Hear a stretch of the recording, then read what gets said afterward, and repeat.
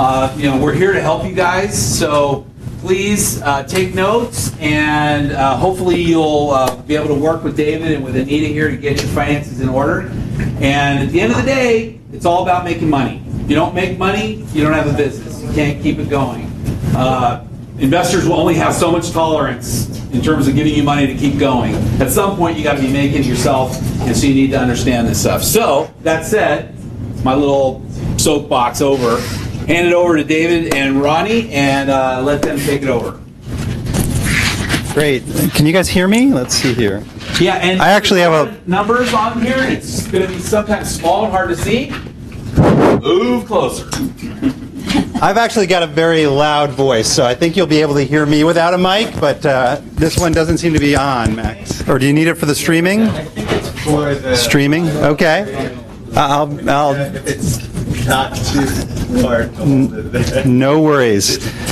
I couldn't have done a better intro than what George did. Thank you for coming today, and we're going to try to make this fun and interactive.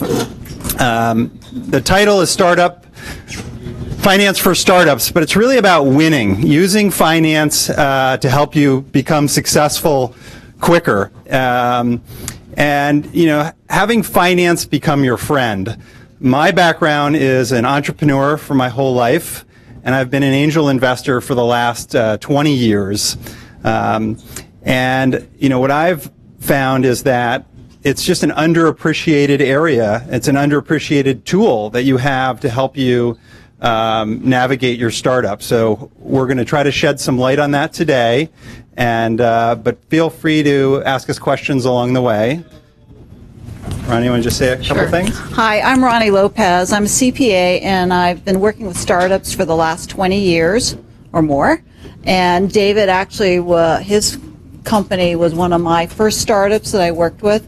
So I've worked exclusively with companies like yourself in various levels of development, from getting their first checks at the bank, setting them up, and then helping them all the way up through an IPO and exit.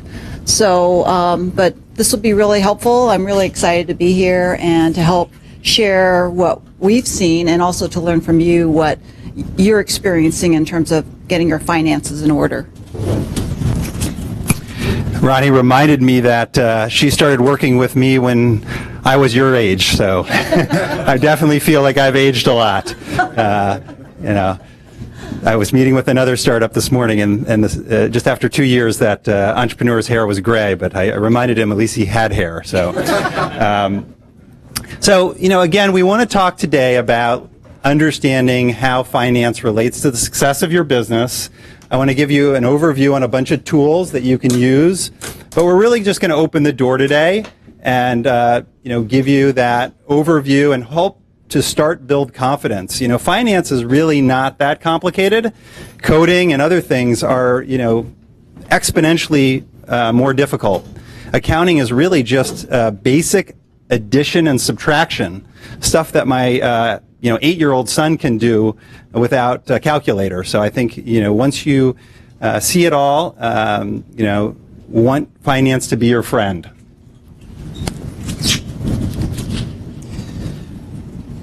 So first of all, what do other people want to get out of the day today? So can I get a couple people to see what they're looking to accomplish today?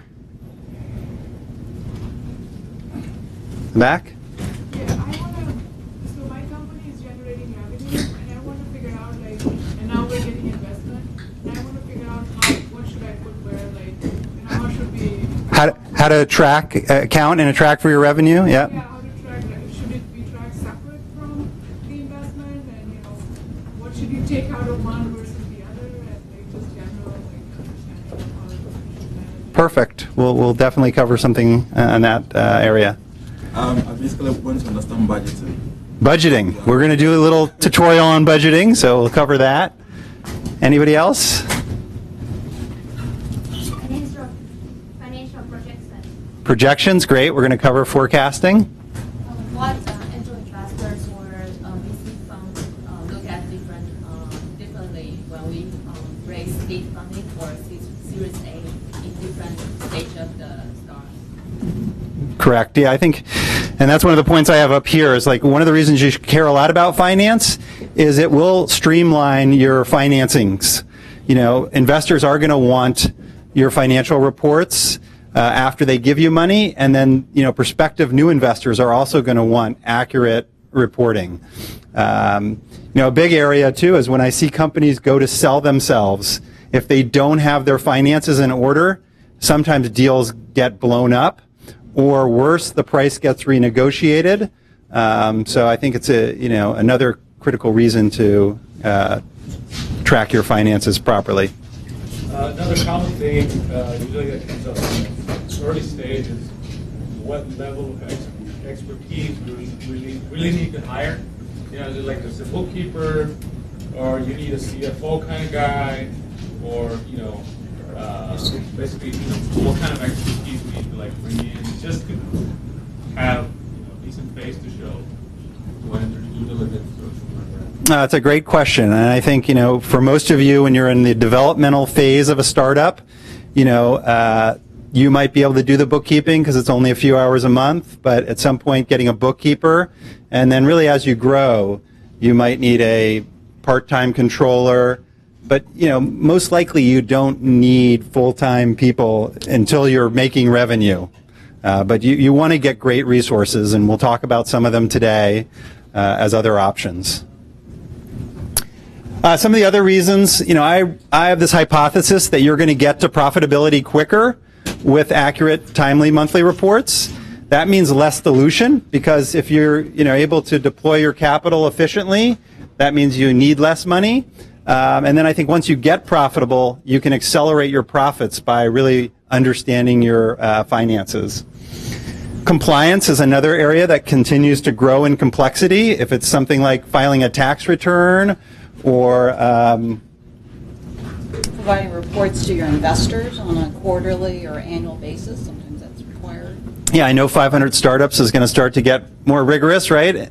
And you know, they're going to require a quarterly metrics report, and you're going to need to be able to pull that quickly from your financial system. And then I mentioned due diligence and acquisitions. I'll just share one war story. I was involved with a company, and we signed a letter of intent to sell the business. And then the next day we got a call from a lawyer, and that lawyer said, your controller is not going to come in tomorrow, and by the way, $200,000 is missing from the bank account. Boy, was that one of the scariest days of my life. Here we had a buyer for our company, and our controller had stolen $200,000. So we were a victim of fraud, and you know, that could have easily killed that deal. We were lucky in that we were able to, you know, go honestly to the acquirer and let them know what happened, and they didn't really care. You know, they were buying the business, but it was a very tense situation. We had to file an insurance claim, and so I don't wish that upon anybody. I think, you know, basic things could have been done there, like having the CEO open all the bank statements. You know, so there's definitely enough scary things that you know, can motivate you, but the good news is there's the positive things that'll help you get successful quicker.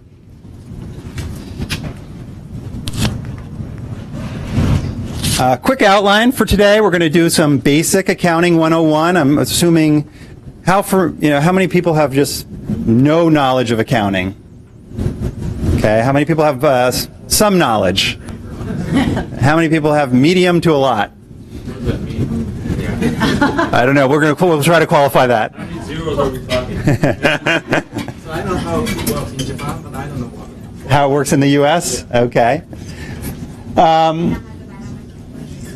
You know, one of the foundations of good accounting is what we call a chart of accounts, and Ronnie's going to cover that in a minute. I'm going to show off some web tools you can consider using. That'll save you a lot of time. Budgeting and forecasting, I've built a template model that you're welcome to try out and give me some feedback. It's far from perfect, but I do think it's a good tool to get you to think about all the different assumptions that should go into your model. I'm a big fan of a weekly metrics dashboard. Most startups just use Google Docs for that, and then they share that with their team and their investors as a way to keep everybody focused around metrics that matter on the business, and ultimately those metrics translate into financial results, and I'll show a sample of that. Is there some online tool, like a dashboard, that can pull data from different data sets? There are a number of tools that will aggregate that into a visual interface, and I can share with you some of those. But I find that just building it in Google Docs, and you can use Google Docs to go fetch data, but even the process of manually going to those different systems every week and pulling that data in gives you the time to process the information and think about it. And then I encourage you to write an email to your team and other key stakeholders about that week's metrics. So, then another item which I see so many startups forget to do is just close their books every month. It's really easy to push finance aside and not do it, but if you get in the habit of every month closing your books, then you can run financial reports and have more insights into your business. Where's the money going that you're spending? And when you're making money, how is that evolving? And I'll share some reports there. Okay. Turn it over to the CPA for the real stuff. I don't know about, but this is maybe so basic for you. So just the basic terms that we'll be talking about that you'll run into on a day-to-day basis. Assets, basically property that you own. So it's accounts receivable, inventory, computer equipment. It could be things like IP that could be on the books. Your liabilities are those debts, accounts payable, what you owe to vendors for services you've received. Then you have equity, shareholders, stockholders' equity. It shows who owns the company and what it's worth, or what all the accumulated losses are to date. So it's basically the ownership interest. And then you have your balance sheet, which is called imbalance because you have your assets equal your liabilities plus your shareholders' equity. And so it's a statement of what they call position. It shows basically where you stand at a particular point in time.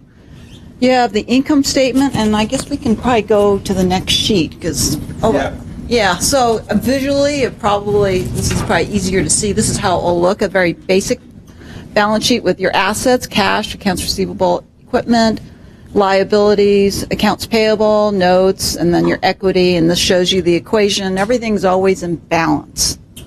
And I've had CFOs tell me that's one of the first things they check from the CPAs is the accountants is, do your assets equal your liabilities and equity? So for many of you, when you raise equity, you're going to get a convertible note. That actually is more like a notes payable. The common stock that you might sell founders would be in that equity portion down below. And the retained earnings is your losses or income, your net loss or net income to date from inception. And then here's the simple income statement where you'll have your revenues at the top with your cost of sales, all your operating expenses, giving you, in this situation, a net loss. A couple of things that were on the other sheet are your statement. Was it a statement of cash flows? I can't remember. Your cash flow statement. So your cash flow statement is something that's always asked, where your investors will want to see where the sources and the uses of cash are. So you'll have all of your operating expenses that will be one bucket, plus financing, where you've received the money to run your business if you've had to go out for outside financing, and where you've invested your cash. If it wasn't in operating expenses, it would be in things like property and equipment, like computer equipment, for example. Your cash burn rate, that's another big thing that people are focused on, and that basically is how quickly are you going through the cash? Are you burning through cash? Cash is king with your startup, and you don't want to run out of cash. That's your job as a CEO, not to run out of money. Yeah, and to keep watching it. So, you want to talk about accounting systems? Sure. So, The main accounting software product that's really used is QuickBooks, and it's used because all the professionals, the accountants that you might work with, the bookkeepers you might work with, all use QuickBooks. So I don't think it's the greatest product, but it's what is standard in the industry. I do think there's some disruption going on. You've got services like Indinero. You've got another service called BackOps. Those are in the sort of $300 to $500 a month, and as you get bigger, you might want to evaluate those, because a bookkeeper that you might work with on QuickBooks could be $50 to $90 an hour, depending on what they're doing. And I do think someone's going to be disruptive in this arena and provide a really quality web-based solution. Another one to consider is this product called Xero, and I'm trying to use that right now and see if it will work. So we're going to spend a little bit of time on the chart of accounts, because that's sort of the basic. When I go out and visit a startup and do a proposal and start working with them, the first thing that's on my list is the chart of accounts, because it basically helps organize how the numbers are looked at. So and it helps you organize in the way you want to look at it. It helps sequence it. It helps typically your budgeting and looking at your finances in terms of types of expenses. It's kind of like the 80-20 rule, where you've got a few major accounts that you're looking at, like salaries or consulting expenses, and then there are a lot of little things like facility or office supplies and expenses. So it's a way to group and categorize your expenses, reviewing your statements and looking at how you're doing on budget versus actual in a more meaningful way. It helps streamline everything that you need to look at in terms of your financial information. And we also do have a chart of accounts that is free online at worryfree.com. But it's a sample. It's a pretty good sample, but it helps organize and helps show you how to organize a chart of accounts. And we have a version of it that you can just import into QuickBooks. So if you do use QuickBooks, you can use the version and import it in. And if you look at just the manual version that we have, you could, if you use a different accounting package, you could tailor it to it. Right. But I think this is your foundation. If you don't have a good chart of accounts, you're likely to stray, and it's harder to get back on track. QuickBooks offers templates for various types of businesses, but it's not, well, I shouldn't say it's not. It's helpful, but we use numbers just because it helps put the information and the line items how you want to see it. And that's why we use numbers, and the template that's online kind of shows that. Here, thank you, David. Forgot about it. The simple chart of accounts. We've got assets that are grouped together, the liabilities, the $2 to $3,000, $2 to $29.99, equity accounts, income statement accounts. And so, for example, like you'd have revenue, and maybe you'd have some basic types of revenue, but you might want to also have subcategories within that to help you understand your business. Same thing with operating expenses. I mentioned that maybe you'll have something like payroll-related expenses. You'd have salaries and employer taxes and insurance, medical insurance. Facilities you may want to look as one grouping, like you'll have rent and utilities and telephone, that kind of thing. So it's just a way to help organize your information. And you'll see these show up when you produce that income statement or that balance sheet. Okay, so and we're going to cover. You'll see this a bunch of times today when we're doing the budgeting templates. They map to these. And when I show you a set of complete financials toward the end, it's the same chart of accounts. Yeah, I basically like to see financials with, if you're looking at all your operating expenses, maybe no more than 10 major items.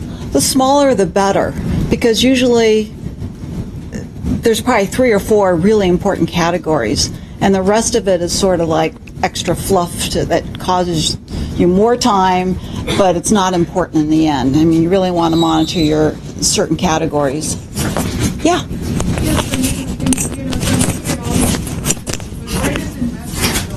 Like, asset liability, which category would, like in your simple balance sheet, where would you put that? Equity. Equity. So We switch back. we go back to the balance sheet here. I don't know. Unless it's a note. Yeah, if it's a note, it's going to be under notes payable. Payable. Now, when you actually sell stock, you typically have a par value associated with each share, and that par value, let's just say it's a penny, and you sell the shares for $1 each. You actually book, and let's say you sold 1 million shares, right? So you'd book 1 million shares times a penny to that type of stock. Let's just call it common stock equals 1 million shares times a penny, and then the other thing for the difference for that remaining, $1 million minus what that par value times the number of shares, that goes into something called additional paid-in capital. And it turns out you can't expense the cost associated with raising money.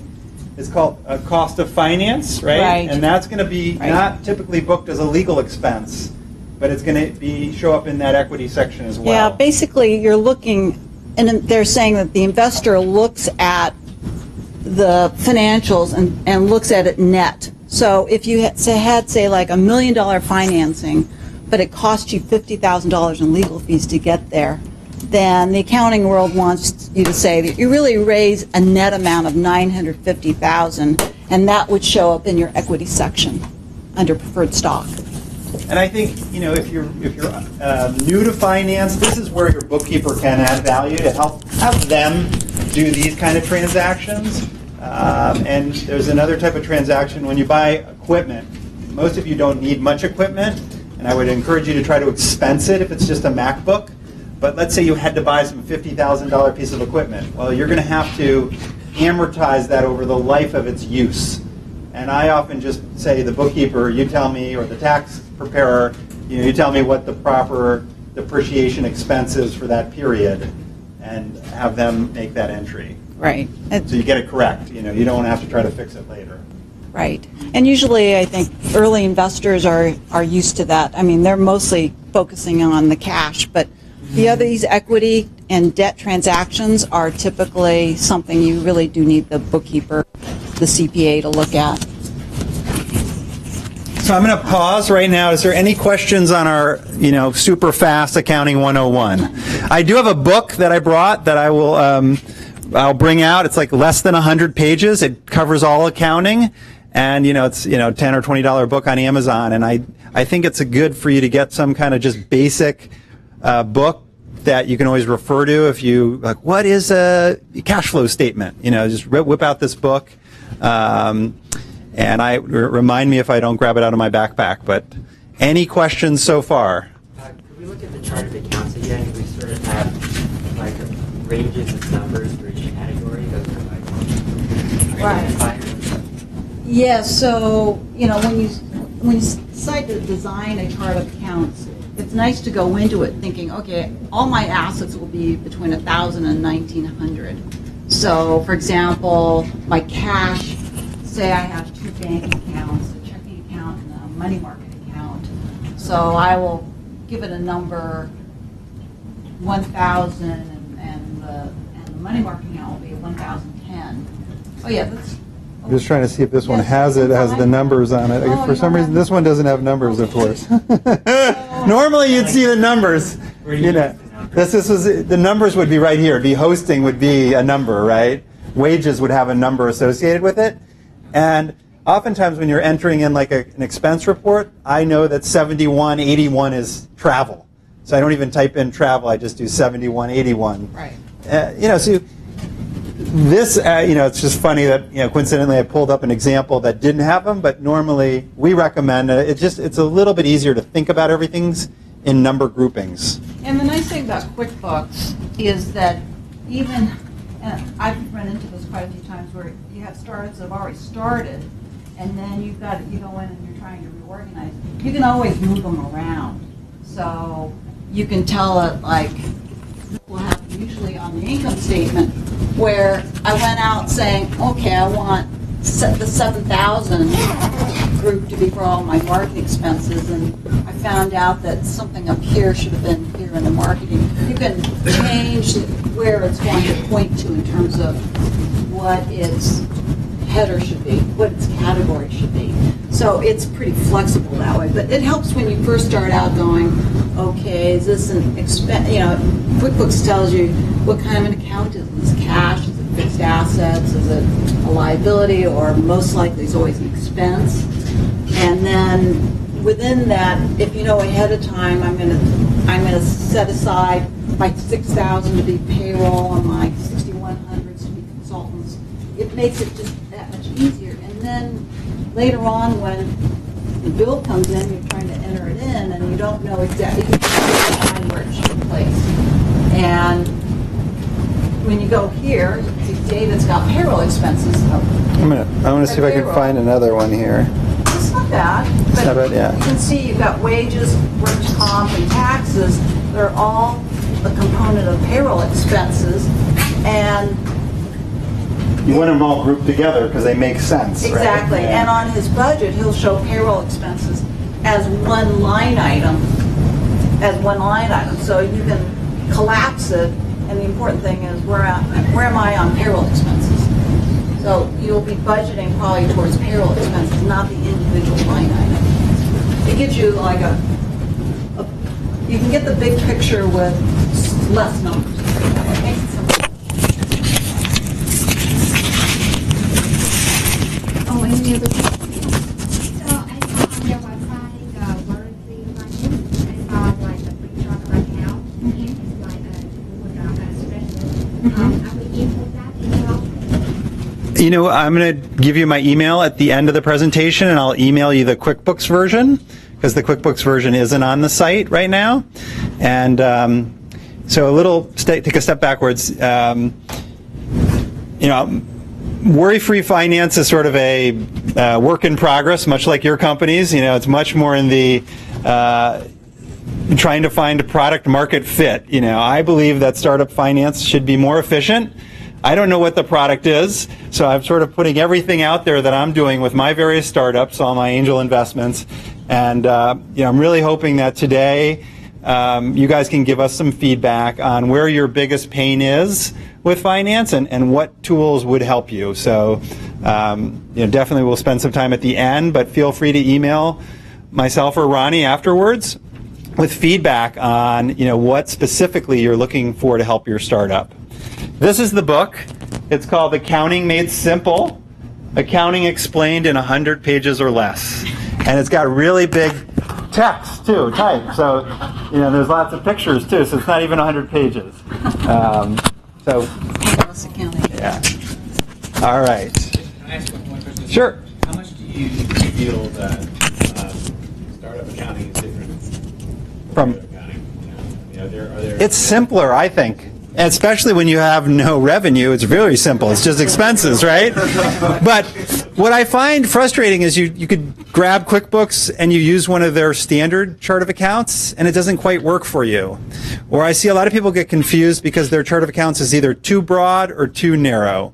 And so it's a balance, and that's why we set out to create you know, the chart of accounts that we have on Worry Free is like one that we've time tested, you know, across, you know, years with different startups.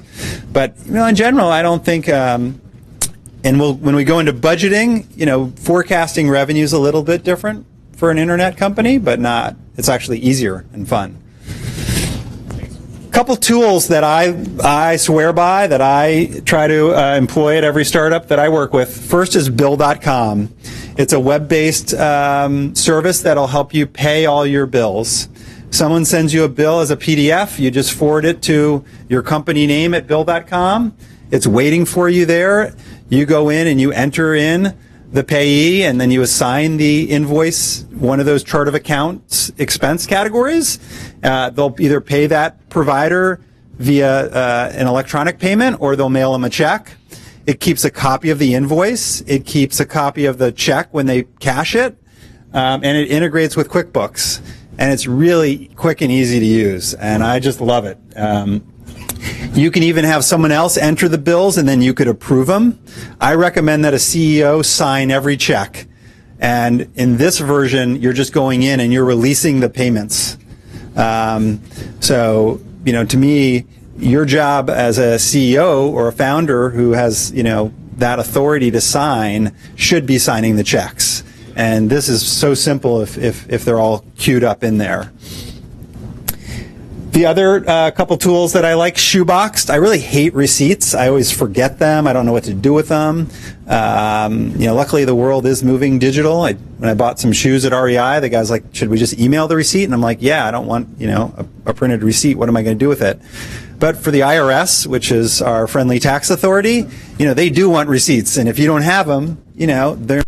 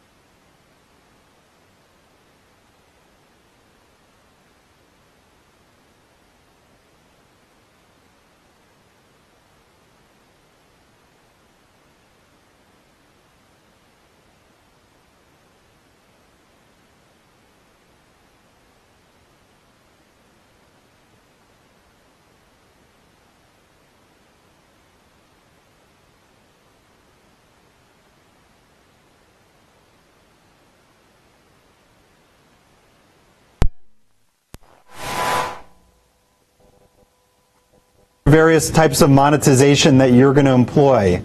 And you might get affiliate revenue, you might get Google AdSense revenue, you might get subscription, or you might be selling products and do e-commerce.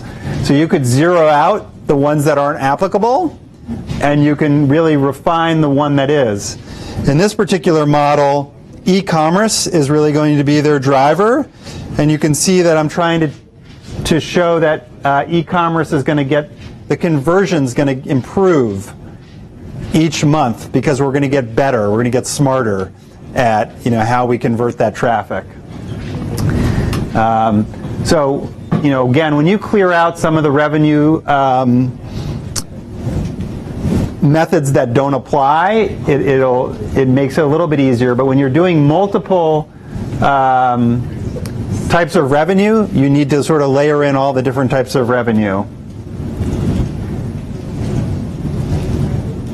And so for this company, if you look at e-commerce, the average item is going to be $49 is what they're going to make in revenue. And that's just what, if you're selling multiple things, what's the average price of something you're going to sell? And so you can see revenue starts out very modest. They're probably selling 10 things, or their e-commerce revenue total is $457, and they get various other revenue streams from advertising and whatnot. I like to take my total revenue number and divide it by the number of visitors and get a revenue per visitor number and concentrate on trying to grow that every month.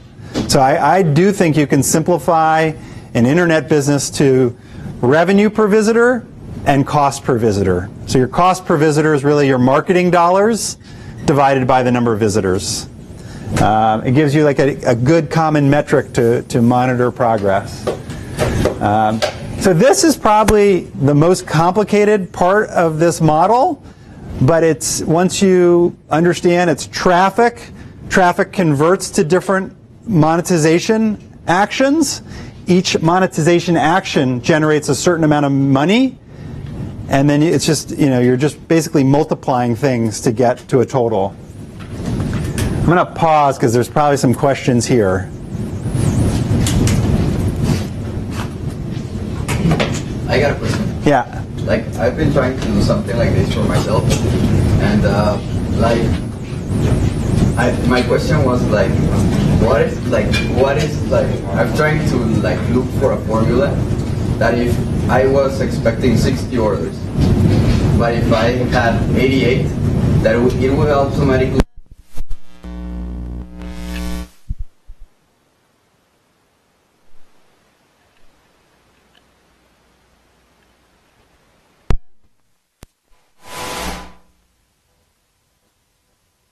create a tendency of what will happen in the future. So you could calculate how it's been growing month over month, and then you could put in where I had my conversion for e-commerce, you notice it went up. My conversion rate went up from 0.1% to 0.5%, right? So you could build a model that if you knew your month over month growth rate, you could say that 0.10%, 0.10% grows at 20% each month, right? Yeah. But you can use some sort of a trailing average, or however you want to build it. But at a really high level, just imagine you had 1,000 visitors to your website, and you had a 1% conversion to sale, right? You're going to get 10 people to buy a product. If it's $50, right? You've got $500 in revenue. But you went from that 1% conversion, that you're hopefully growing conversion over a period of time. Or if you're not growing conversion, maybe you're growing traffic, right? So if you're growing traffic from 1,000 users to 100,000 users, and you're maintaining that 1%, right? Your revenue is going to grow. So you have to decide, in your model, what things can you influence and what things, are going to pretty much stay constant.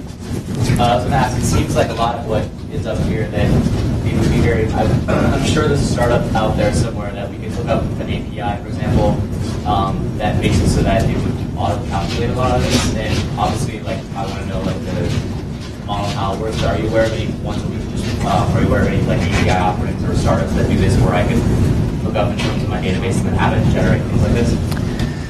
I'm not, and I think that's sort of the. I mean, there's a couple neat tools out there that I'm seeing people use. Mixpanel, Good Data, Fathom is another cool tool that extract data.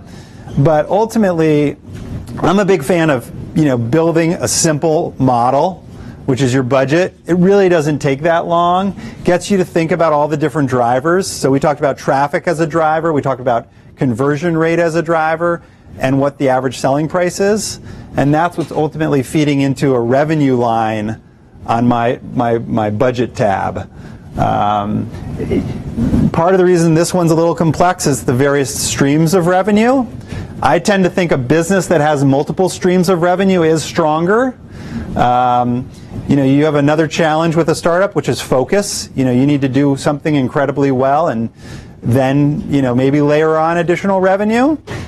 A lot of investors also don't care about revenue. They want you to have market traction, and, revenue could be friction in your business model. But at the end of the day, at some point you're going to need to think about how does your traffic or your customers convert to monetization. And I think, the CEOs that I think, or that spend the time to build good models tend to really have a connection with what it takes to move the needle, and their revenue grows quicker because they're more, they've thought about it, and how the interrelations. I think it's much more easier to estimate the growth in paid traffic because you have definite numbers like the click-through rate, the amount you are investing, and all. Yeah, how much you're spending on traffic and what the average cost per visitor is. Yeah. So what goes into estimating the growth in organic traffic? So if you have a lot of content on your website and you're seeing that content get indexed and drive traffic, then you can start to know that for every page of content I have, I might get 50 visitors a month. And then, on that page is a way to upsell them to a subscription or upsell them to something or ads. So, I think it's unfortunately it's hard to know what Google will do to your site, but generally, if you have more information, they index it and you get more traffic. I have tried to create a model like this for us, and one of the difficult things is actually, for example, we have one person that is focusing on social media activity and developing content and all of that, and that is getting us the organic traffic. So my problem was assuming in the next 3 months you intend to add another person to the person doing those activities. Yeah. Do you just multiply the previous, organic numbers by 2? You could try, yeah, if you think that person is going to be as effective, right? I don't know. Might have like a marginal problem, like it's just adding another person. They may be 50% more effective. So, you're going to have to model it based on if each social media post generates X number of traffic, maybe it scales in a linear fashion, right? But, a lot of this is really an art. It's not science, so you have to sort of blend the two, especially on the forecasting side. But I think it's a really fun exercise to do. And then, this model or the model that you build should allow you to go back in and, make new assumptions. But it's important to know what you originally set out to do, and that's why I try to capture that plan in the waterfall, and then I'm constantly updating the waterfall to reproject out what I think the rest of the year will be. So the traffic went into the revenue. The revenue then comes back into the budget here. And so if you see at the top here, you have that revenue line 504, which was coming from that tab about revenue. In this case, we have a cost of goods. It's hosting, so that's why we have a negative total revenue. Then, the rest of the budget's pretty simple, and it does. You can see the numbers I put here. 6,000 relates to that chart of accounts around payroll. Product development, we're in the 7,000s. And then you have some marketing expenses, travel and entertainment, other operations, legal and accounting fees. And then you get down at the bottom and you have, what is my net profit? What am I making money or am I losing money? And how much money am I losing per month? And then I've tried to build into this model, when you do get investment capital, you can add that in, as well as know how much cash you have on hand, right? And so 2 other sheets that are in this model. One is very simple. It's just head count. You guys may or may not be paying yourself, but the CEO in this model is getting $4,500, and a developer is getting $70,000 a year. And a QA person gets 1,000. Then I have what I like to budget for, which is a bonus. And in this case, it's a low bonus. It's at 5% of salaries. Then there's taxes and benefits and workers' comp. And this just gets me to a true cost on what salary is. And you'll see that number 13,209 should be popping into the budget. And there it is right there. So then when you're done with the budget, you've got the ability to maintain a cash waterfall. So at the beginning, I'm thinking I'm going to end April with 50K. If I actually end with 40 or 60, I can put that number in, or actually, so let's say I end here with 45,000. Again, I might want to take down my estimate for May because I didn't hit my cash goal, right? So I'm going to take that down to 15,000. And then, again, this is just giving me a sense for how fast am I consuming cash, and am I going to run out of money? As a general rule, I think you want to be proactive in raising cash. You don't ever really want to hit a wall. If you can, my rule of thumb is I don't like to be less than 90 days cash. But in reality, you might end up, drifting into 30 days of cash. But when you see your cash balance get in that red zone, take action. Talk to your investors. I think another thing that I did as an entrepreneur that I regret on my earlier startups is I sometimes I didn't think of the board as a resource to help me navigate all the issues of growing the business. There's no reason you as a CEO or a founder need to have everything on your own shoulders. You have a board of directors or a board of advisors for a reason.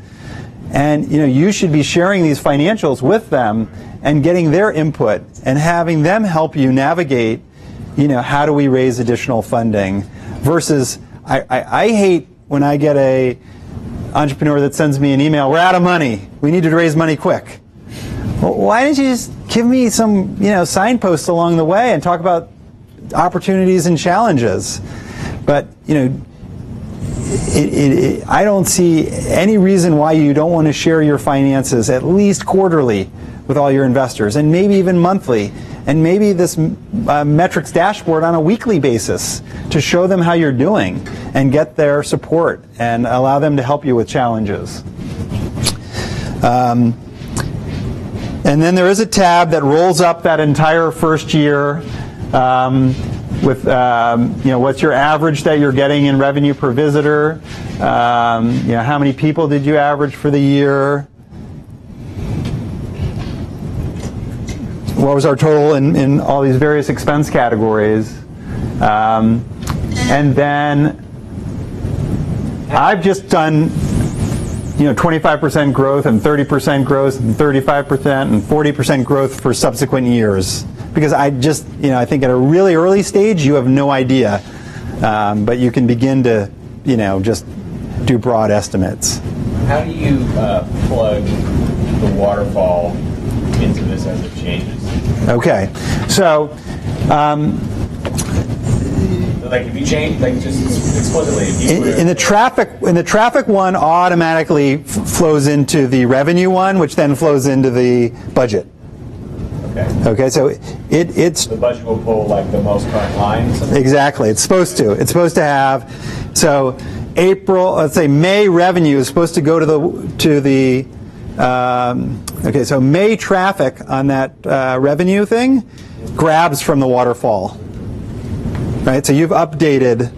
It'll grab from the. Yeah, it's supposed to. And this is, again, if anyone spends time with the model and can help me find errors and suggestions on how to improve it, I need your help.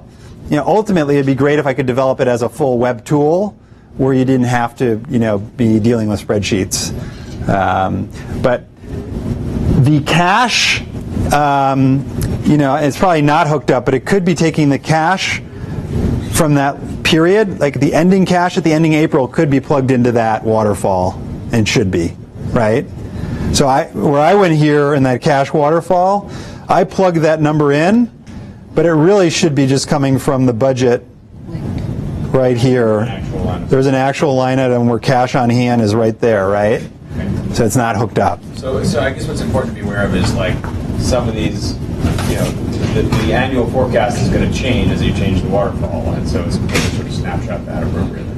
Yeah, so you and you basically want to do a waterfall for anything that you want to snapshot.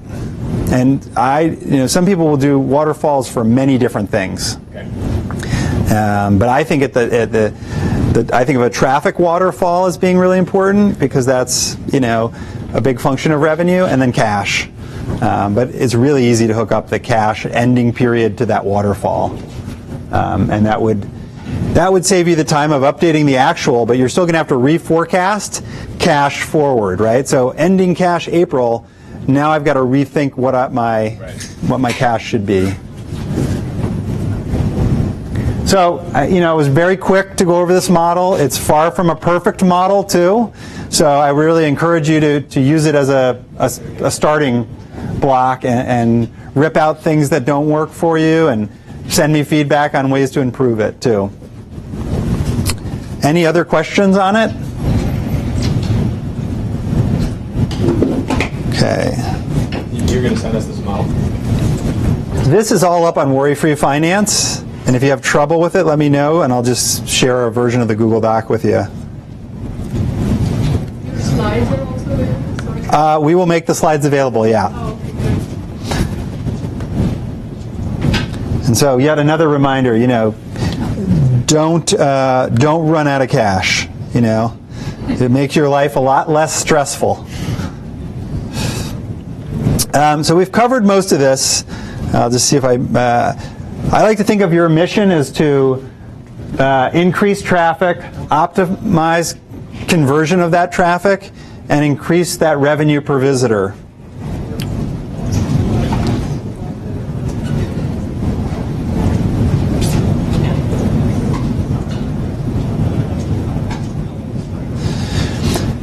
So, you have that budget completed, and I do think it's something you revisit every month to do anything that needs to be reforecasted. And you're also going to want to compare that budget to actual, and we'll talk about that a little bit later. But between months, I do think there's a lot of value to creating a weekly metrics dashboard. And you have to think about the metrics that are most important to your business. So examples would be, how many visitors are you actually getting? What conversion is actually occurring? What is the revenue that you're generating? If you have a subscription product, are people renewing? Or are you, attrition? What kind of churn are you experiencing? Maybe some things just like your email list. There's a lot of value in always building that list up so you can mail to it every week and get those customers back. So here's an example of a very simple weekly dashboard. At the end of every week, the CEO is going to Google Analytics, putting in their unique visitors. They're going to probably another system to get that revenue number, probably the merchant banking system that they're using to process credit cards.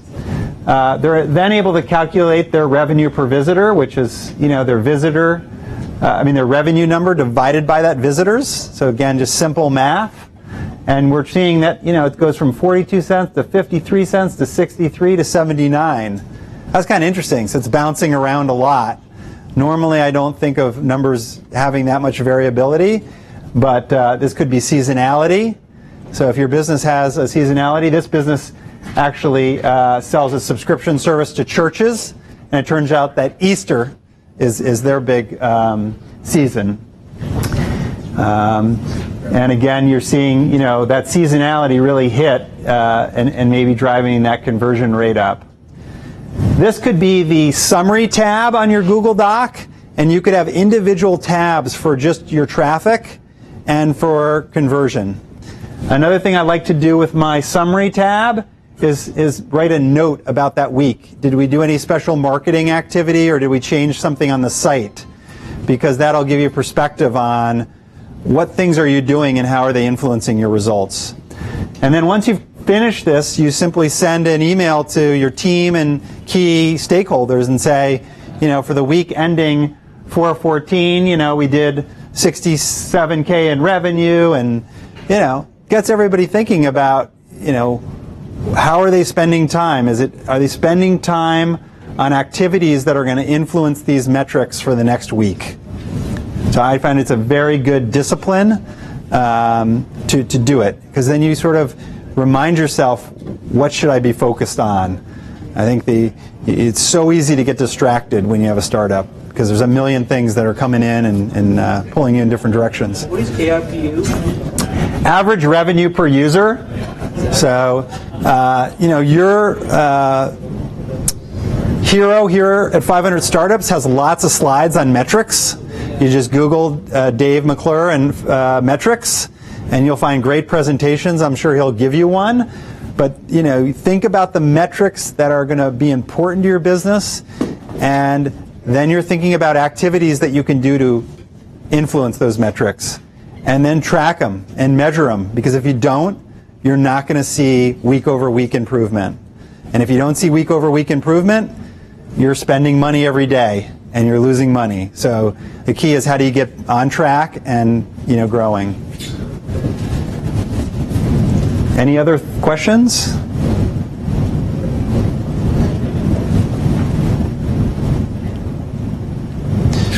We can talk about something exciting. Oh, the dreaded month-end close. I'm laughing because a lot of times when many war stories, it's typical that I get calls from startups when they've got their first board meeting, or they've got tax returns done, or they're going through due diligence, and they've just, within the previous 6-9 months, they just started a business and they need help. And it's kind of like, I feel like I'm like the person of last resort. So it really isn't that hard. He's like the cleaner, Harvey Keitel in all the movies, comes in and fixes the situation. And actually, the first thing I ask for is there a budget, because usually when I look at the chart of accounts, it's not lining up with the budget. So that's one of the first things I do when I go in. And then I have to kind of go and clean everything up and try to get things in some order. So it really, the earlier you start looking at it, the easier it is, and it becomes kind of like that discipline that David was talking about. So before you close the books, and it's a really good idea to do this because it ensures that your cash, and you know exactly how much money is in the bank, because you've written checks, and I know people look at their bank statements online to look at their balance, but you have all these outstanding, you could have outstanding checks out there, so you kind of don't know exactly how much money you have. So to close your books every month, the first thing you need to do is make sure you've entered all your bills and all the bank activity and your PayPal and your debit cards, your payroll. You have to make sure that's in QuickBooks. Any credit card transactions that may be out there, that needs to get entered in. And very basically, then you need to reconcile your bank statements. And that really should be good enough for now to make sure that you know how much cash you have and what your run rate is running in terms of your cash burn rate. And then after you get all of the transactions in the system and you've reconciled the bank accounts, and QuickBooks makes it quite easy to do that with the bank statements, then you can run the various P&Ls that are included in the financial statement templates that are included. And what's really helpful is to look month over month. So here we have an example where we're comparing March to February, and this will help you track see how you're doing month over month.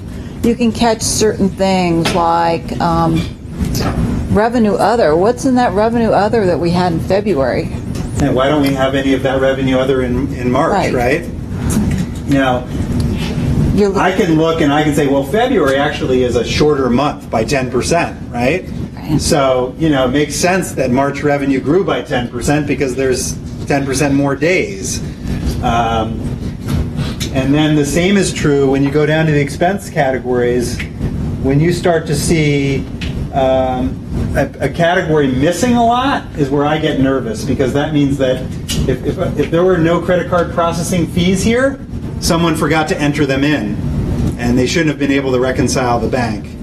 So it's really important to kind of look at the percentage change month over month and spot anything that you want to take action on. So the same thing, if you move back up, like usually your fixed expenses like your payroll will usually be the same month over month, but if you see that it's dropped or it's really too high, then it could mean that there is an error in the posting. So this is a good way to kind of look at whether you've got everything in or there was anything that was not included. Now, is this feeding automatically out of QuickBooks into a template? Or correct. This is just exporting. This is just exporting out of QuickBooks into a template. Into Excel. And just Excel. These are standard reports. You go in and you run. This is a P&L month over month compare. Right. It's very easy to set that up. It's called a P&L summary, and then it has when you go in to modify it, you can compare to the prior period. Right. And that's what we're doing here.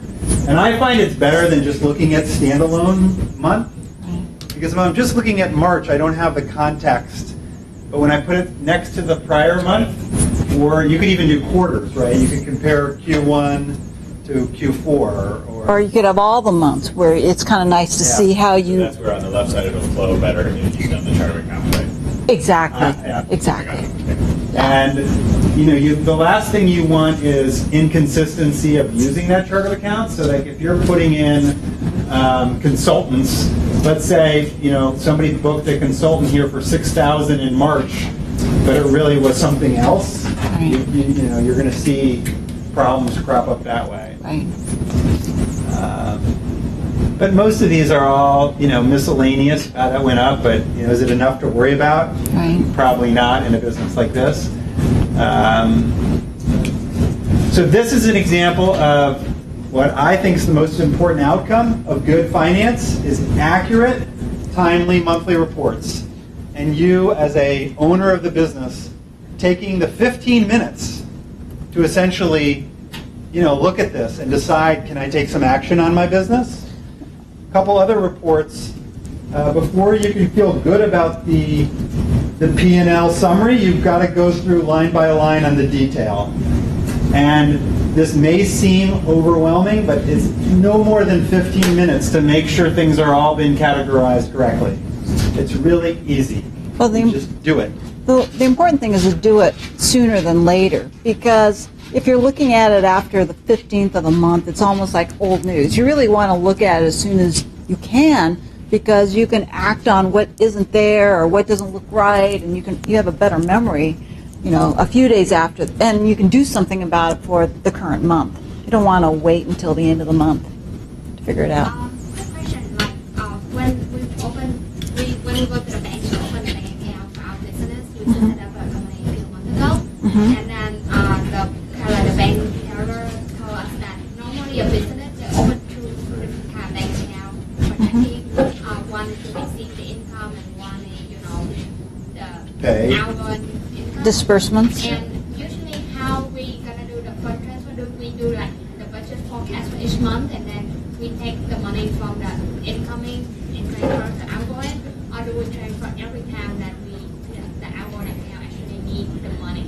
And then when I do the QuickBooks, how when I download on the transaction and then QuickBooks asks me so categorize where the income come from, Sounds like a transfer, right? Yeah. You're really transferring from that one account to the other. Yeah. So normally practice, how do you have like transfer beginning of the month and then for all of the budget things that you plan to do for the entire month, or you transfer every time that you feel like you need money in our account? Well, to me, what I found it easiest is when I'm managing cash for a client. I usually do the transfers. For startup, I usually have them run checks maybe twice a month, and usually it coincides with the payroll, so I know when my big disbursements are, and when I do that, that's usually when I transfer cash. Right, when you know you're going to need it. And what's nice about it is you kind of know how much cash you have at that. I might even reconcile the bank account at that point, so I know exactly how much cash I have. But what I'll do is usually fund the checking account for the amount of my payroll and the check run. It just makes it simpler. So like Once a month. And if you kind of simplify your bill payment, it's less to track too. I think less transactions better. So I tend to like, if I can just do payroll once a month, I like to do payroll once a month if people are willing to do it. I tend to try to pay bills just once a month, right. Because it's all batched together. And even things that are monthly recurring charges, I like to just pay the annual, get the discount, and book the expense once. That's sort of me. But some people won't. They want to hit your credit card every month, and choice. Right. Less transactions is better. Because and don't do funky transactions. Because if they're funky, then you got to like explain them to your bookkeeper, and then your bookkeeper's got to put them in for you, and you don't remember. Or if you do something funky, keep a lot of notes so you can remember what you did and why you did it. So can you give an example? I'll give you an example of something funky. So, someone owed us some money because we took over their lease, and yet we also did business with them. So they owed us, let's say, $40,000 for revenue, and they also owed us we owed them $4,000. He was going to net out the checks and give me $36,000. I'm like, no, I don't want to have to deal with that. You pay me the $40,000 or whatever. Two separate transactions. Don't combine things that are unrelated, because it's really hard to book them in your accounting system and make sense of it. So I really encourage you to try to simplify that. So we're almost done. This is another example of month over month. It's our balance sheet. So remember, the balance sheet is our financial condition at a certain point in time, where the P&L was over a period of time. Our performance over a period of time versus a snapshot, like how much do I have right now? So you can see here we do have a couple of cash accounts. We've got a PayPal account, a Comerica account, a Fidelity account. We had massive decrease in one cash account, but cash went up in another account. Net cash went up by 3%. Then you've got we had no change. Notice how we have no equipment, right? We've got nothing left, really, basically.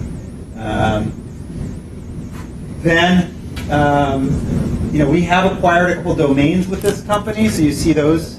Those are why we have domain assets.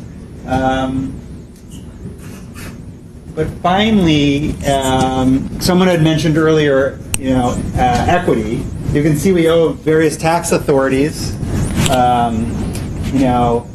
taxes. If you have employees in multiple states, I think you really want to look for some kind of solution like a TriNet or an agency to hire people in different states, it's gotten much more complex because you potentially have to file a tax return in that state if you have employees. And this company's found itself in 4 different states and 4 different state tax returns. And they might even have one employee in each. One employee, but you know, you just can't. Just a hassle. Exposure So here's the equity section. You know, there's a small amount for common stock, which was related to the number of shares times that par value, and then the cost of financing, which we talked about, and this additional paid-in capital is sort of the difference between the money the company got and what the stock was actually worth.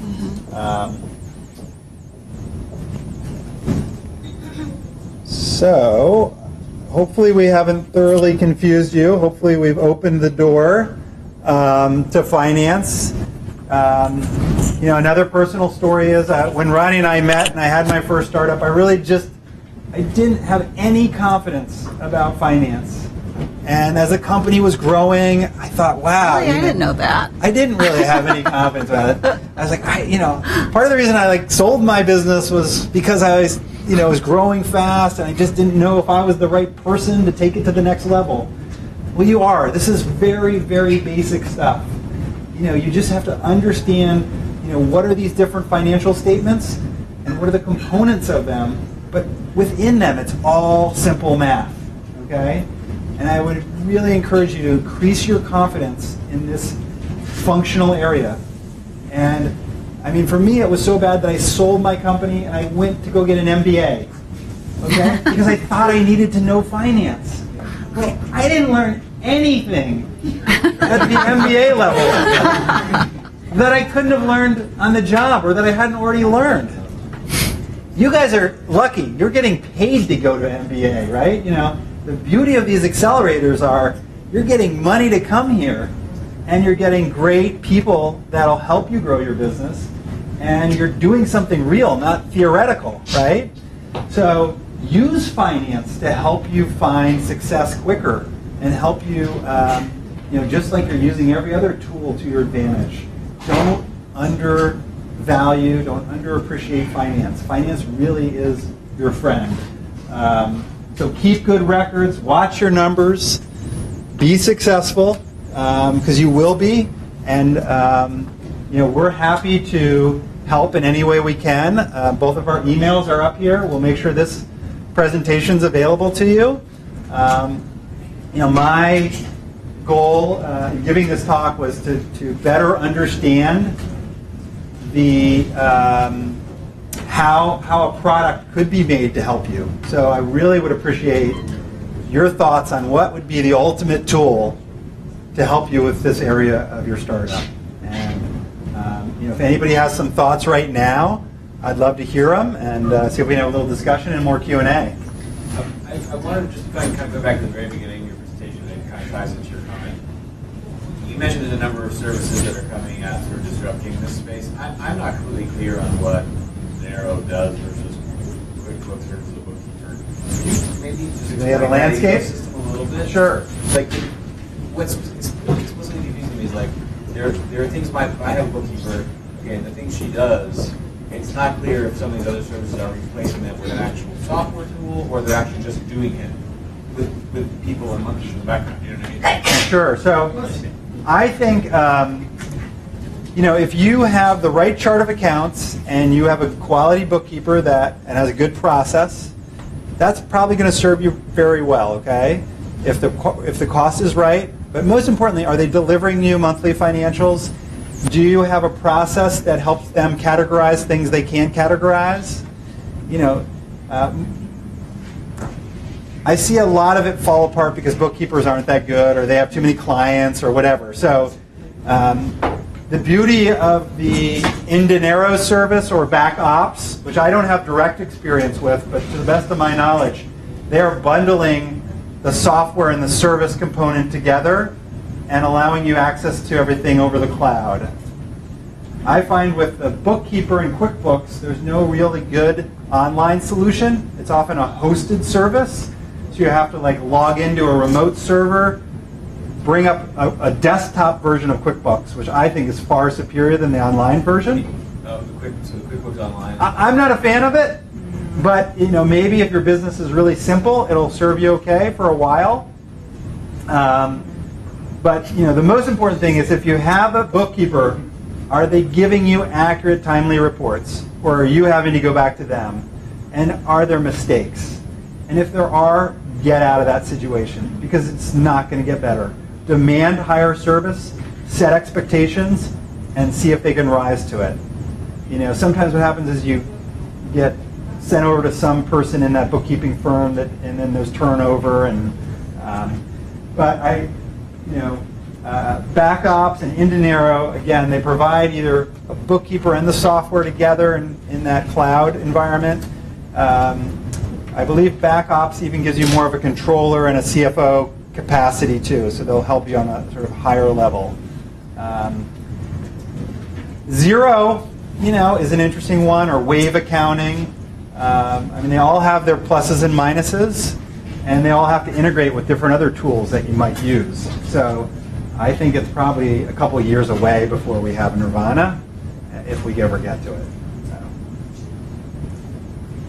I had a specific question. You mentioned you had like this weird scenario where, they owed you money, you owed them money, and you decided to go a certain way.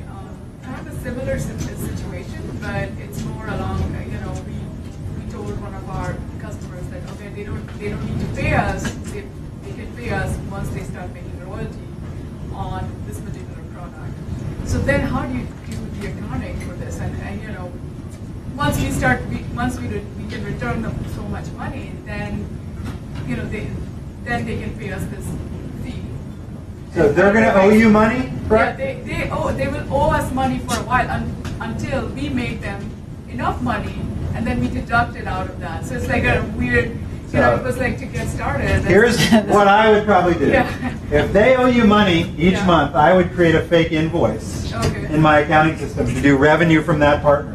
Okay. And it will build up on your accounts receivable. Oh, okay. So you'll see like J&J owes you $3,000 for 3 months of $1,000. Okay. Right? And then eventually they're going to pay you. Right. And then you apply that payment towards the older invoices first and work your way back up. Okay. Yeah. What if they don't make money? We have so far, but it's just like, how do you do the accounting? Because usually you end up saying, okay, we'll just, eventually, you send this long email with this whole explanation, and you net out, and okay, you owe you this much. I believe that the money should be going, don't be netting things out, in my view. Okay. So. And definitely putting it in the accounting system, you'll always have that record of it. Track. Yeah. So let's say, they owe you $3,000, but you guys end up only taking $2,000. You'd write off bad debt of $1,000. But you really want to have all that separately tracked. And I think the practice of even giving them the invoice every month is a good discipline too. With a statement showing where they're at. Yeah. So they know, like, okay, they made this much. Exactly. As much as So technically, they should be booking that as a payable in their system. So, you really do want to give them the invoice. Now, let's say,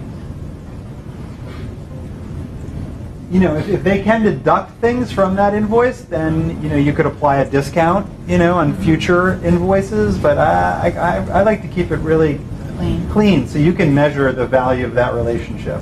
Okay. Yeah, that's just. Thank you. So, go ahead. Yeah. I tried to set up QuickBooks some time ago for our company, but I had a challenge because we're not based in the US, we are based in Ghana, and most of the information required for QuickBooks to be able to work very well for us we're mostly tailored for companies based in the US. Is there a way around it, or maybe an option that is more open?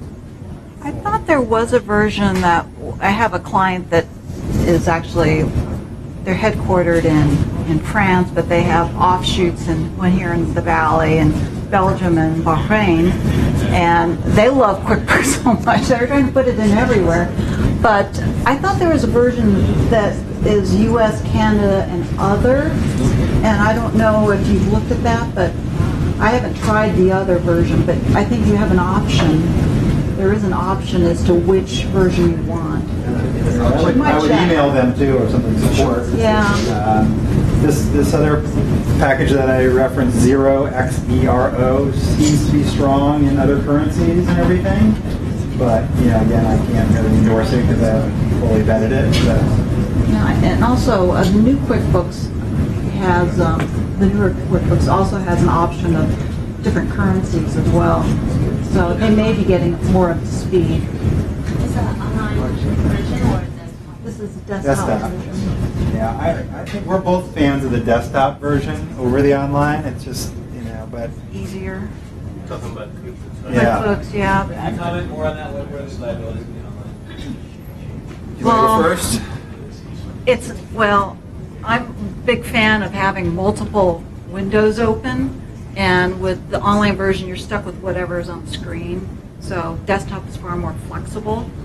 I didn't realize with a client they're on the online version, and I asked a question, from like the day before, and the person goes, "Oh, I've been trying to get online all day," and I didn't realize it's only a single user version.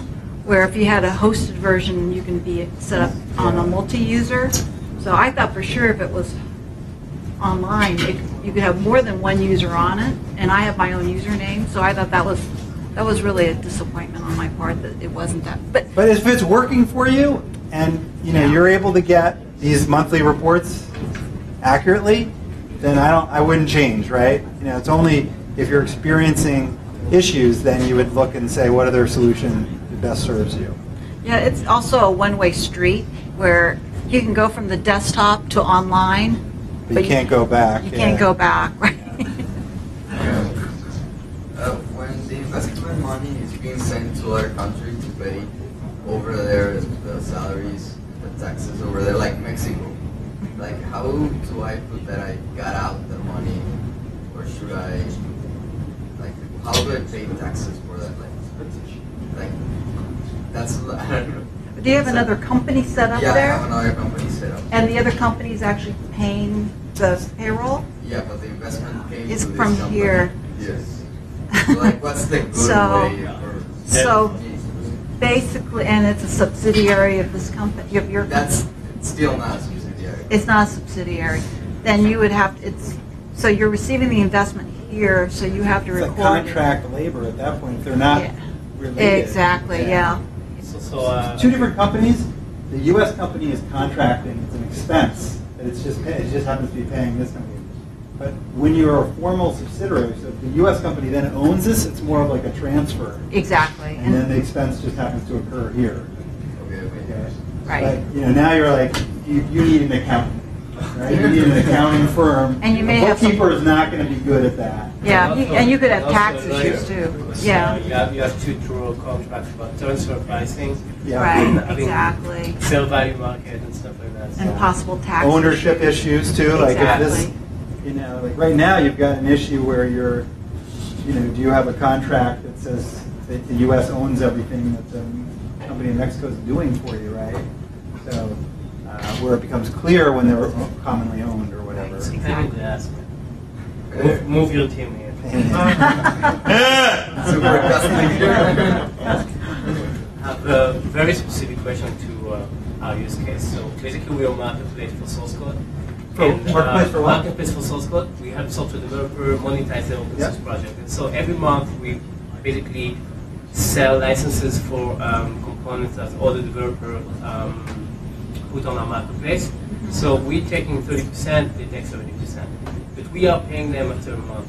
After a month? Yeah, a month and a half sometime. I mean, usually we just roll the money after 14 days, but at the end of the same month, so sometimes it takes more time. At the end of the year, basically sometimes I find myself with some revenue, but then I have money in my bank that I need to pay, but I make the payment on the next year. So can I book that expense on the same year? Can I put it on You brought up the cash accounting versus accrual accounting. Yeah. So I'll let you. So the accountants want the revenue and the expense to be in the same year.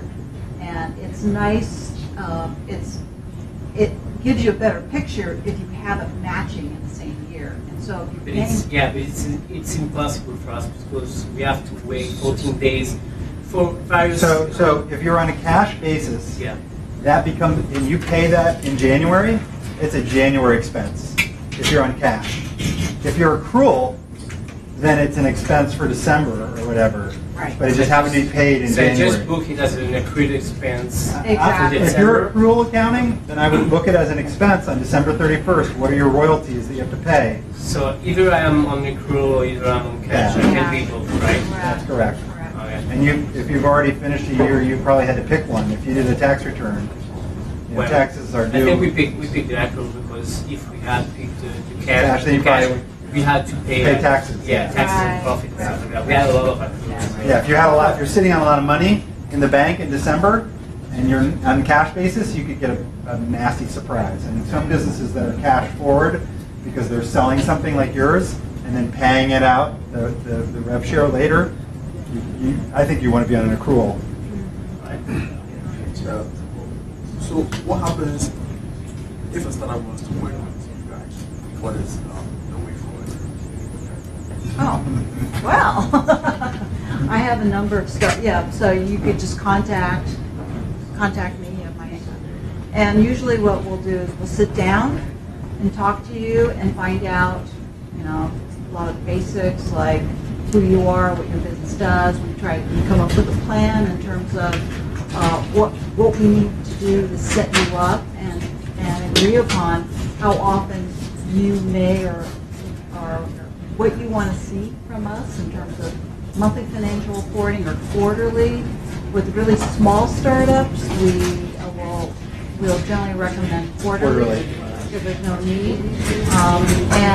But depending on what you have going, if you have revenue and you're dealing with PayPal and multiple, then you might go monthly. You might go monthly. When you're in revenue mode, I think you want to be at the monthly. You might even be teeing up everything. Let's say you're pre-revenue, you might have everything in your books, but then you have Ronnie every quarter close the quarter for you, and it's a pretty quick process if everything's been there. You can develop that. We're usually, if you're pre-revenue, when we look at the books, we're typically just dealing with payroll and bank recs, and just make sure there isn't anything else out of line. Just kind of review it. Because I can make sure. It really kind of depends. For really small startups, we generally run, I'm going to say, roughly $500 or $600 a month, which is sort of your basic reporting and closing costs. Yeah, I would say, if you look at what Back Ops or Indinero is charging, it's probably around $500 a month to $1,000 for a bookkeeper / controller. And then as you go in complexity, at some point you're probably going to be spending $2,500 to $5,000 a month in your whole accounting. What were the costs that you said? 500? Yeah, it depends on. Okay, for small startup. Yeah, for very small. So I'm a big fan of using Zero and automating everything, and even because we are software development, you can tie it to the API and tag everything. So the way I try to work with CPA, that would just look over my Zero setup, and then I would be able to automate everything and not even tag, end of the month. So I don't have any. Do you do the bank reconciliations yourself then? The bank reconciliation on Zero is automatic. If it all matches. Yeah. And then, most of these things usually match. We just have, sometimes we pay something and then we need to match it once, and then instead of monthly, you said that you prefer yearly, but, started to prefer monthly. Expenses. You work in this model in terms of, I haven't worked with Zero, but it looks, and I started looking at them, everything is really tailored for, it's very helpful for the CPA. It's very organized, very, set up. Because I like to open my computer at 1 a.m. and say, hey, let's look at my finance. I want to know how much cash I have, how much money I made this month and month before, and I'm from Israel. In Israel, it's really hard to get that. In Israel, everything, you have to work with a CPA versus to the US where you don't really need to work with a CPA. So there you have to, and everything is on paper. It's you can't really get any online. Yeah. So I like the online aspect, but I really want to find a CPA. But I don't have a CPA right now. Someone that can work with me on zero because I want to work with certain software. I mean, I've used everything. I'd like to work, I'd like to talk to you further about this, but, I have a number of clients that are not local, that are overseas. Now, we're a U.S. company. Oh, you're a U.S. company. But it doesn't almost matter where you are now. We do a lot of things online, and we work with a lot of clients where they're doing all the inputs. We're not doing anything. You're just merely closing the books and looking at it and providing the reports. You're doing all that as QuickBooks clients. Pardon me? You use the QuickBooks. We use the desktop, and my office offers a remote desktop hosted version, or we use their version. And we're mostly used for oversight, making sure that everything looks right and reconciled, and we have strict deadlines. But the project that I'm working with David, I think, what's brought to my mind is extremely redundant accountants are, and so much of it can be automated.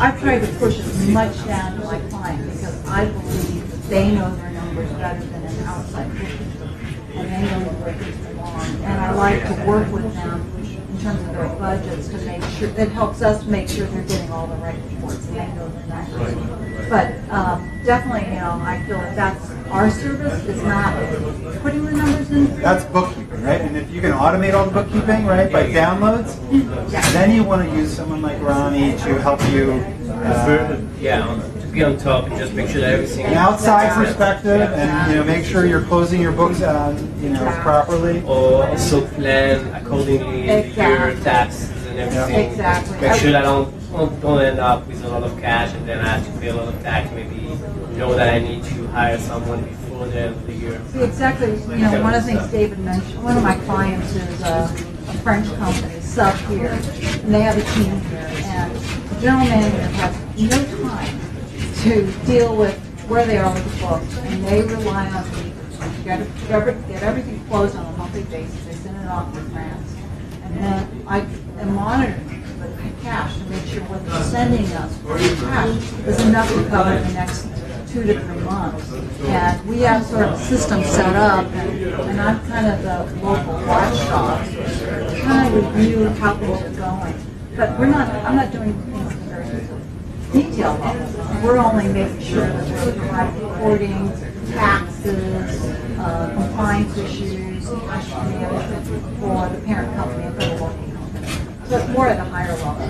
And I think that you impose discipline and a schedule. Exactly. Right? I think that's the nice thing about working with someone external is they're going to be there and say, give me the bank statements at the end of the month. Yeah. And you do that, and they reconcile them, if that's a thing. But, discipline is really hard. discipline is the key here, right? Yeah. Without the discipline, because you have to pay the tax anyway. Yeah. Right. You got to pay your supplier, the people who are selling, right, in your marketplace. So. But everything is automated. I mean, I just click on a button and then payment goes out on PayPal, and then the only thing that I wasn't able to automate yet is the payment via wire transfer. But I'm working on it. There is a company called Balance Payment, and I connected them to Transfast in New York City. They do international wire transfer, so they're adding the API. I'm going to move from Stripe to Balance Payment, and then it's going to be. It's beautiful that you can do that stuff. So I want to do. I want the same setup on the accounting. I do this, and then it connects to the API zero and tag everything, and and then just sit down with the CPA because it's very, It should be. It should be. It should be just happening in the background, and it should be smooth. We are a Taiwan-based company. Taiwan? And most of our teams are in Taiwan. And then we have investors from Japan, but we are looking to raise the next round here. Is it, like from your perspective, should we, because we want to raise the next round here, should we also have a QuickBooks set up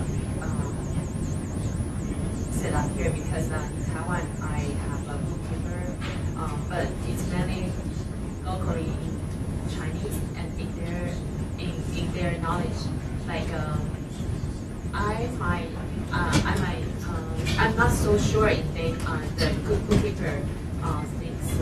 Like for example, I just saw you put the hosting fee cost, but which make a lot debate in the bookkeeper. They thought the cost should be expense down here, yeah. Yeah, we talked a lot, but I have no answer yet. Before the accountant make some decisions. Yeah, so I'm wondering, just after the talk you just gave us, I think should I start with a QuickBook here set up and then pull all the accounting information from the previous record to the QuickBook, or? That's a tough question. Are you a U.S. company or you're a Taiwan company? We said the company in Cayman, but it's just like the shell company. But we are thinking to have a sub here. So if you end up having a sub here, I would have a set of books for the sub, probably, right. And I would do it. But you know, investors aren't going to ask you for your QuickBooks file. They're going to ask you for financial reporting. Some won't even ask. It's quite funny. Like some people don't even really care about your finances. They're going to ask you for your projections, maybe. So it's more like what can help you grow the business. If what you're getting isn't helping you understand your business and make better decisions, that's when I think you want to make a change. But I wouldn't really do anything purely for investors. It's much more important about what can, is this stuff helping me? Like, you know, I see some of your frustrations. You shouldn't have those frustrations. And, you know, luckily, you're doing a lot of things to make them go away. And by automating, but not everyone has to be so. Exactly. There's no way to figure that out. But I just have my charts. it's not for anybody else. The numbers are for you to understand your business and make faster decisions. Yeah, but also I'm wondering, should I go if I will transfer to